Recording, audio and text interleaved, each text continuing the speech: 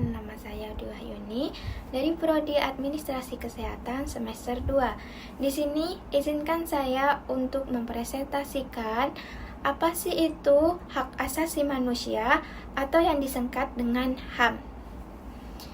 Jadi, hak asasi manusia secara umum dapat diartikan sebagai hak-hak yang melekat pada diri segenap manusia sehingga mereka diakui keberadaannya tanpa membedakan seks, ras, warna kulit, bahasa, agama, politik, kewarganegaraan, kekayaan, dan kelahiran. Secara formal, konsep mengenai hak asasi manusia lahir pada tanggal 10 Desember 1948.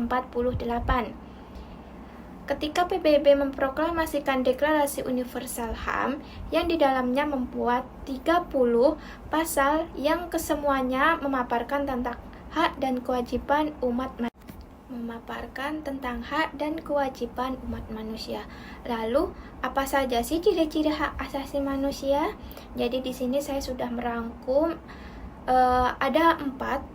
Yang pertama adalah hakiki, universal, tidak dapat dicabut, dan tidak dapat dibagi.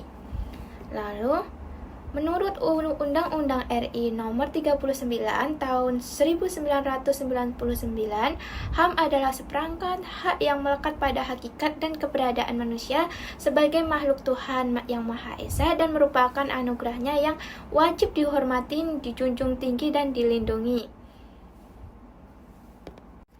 Jadi, pokok pentingnya adalah hak asasi manusia itu wajib dihormati, dijunjung tinggi, dan dilindungi negara, hukum pemerintah, dan setiap orang demi kehormatan serta perlindungan harkat dan martabat manusia. Dan apa saja sih fungsi HAM?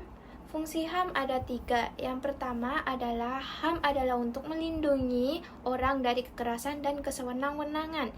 Yang kedua, HAM mengembangkan saling menghargai antara manusia. Dan yang ketiga, HAM mendorong tindakan yang dilandasi kesadaran dan tanggung jawab untuk menjamin bahwa hak orang lain tidak boleh dilanggar.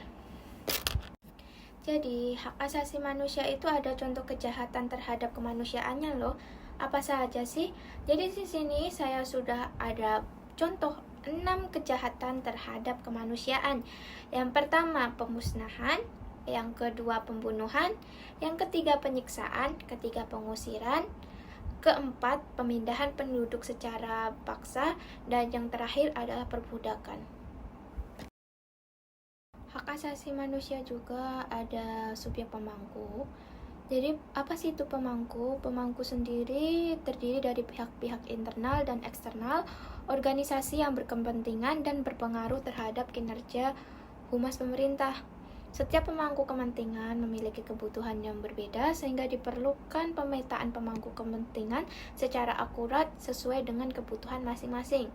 Untuk subjek pemangku hak asasi manusia sendiri, yang pertama adalah manusia individu atau universal. Yang kedua, warga negara, orang atau kelompok.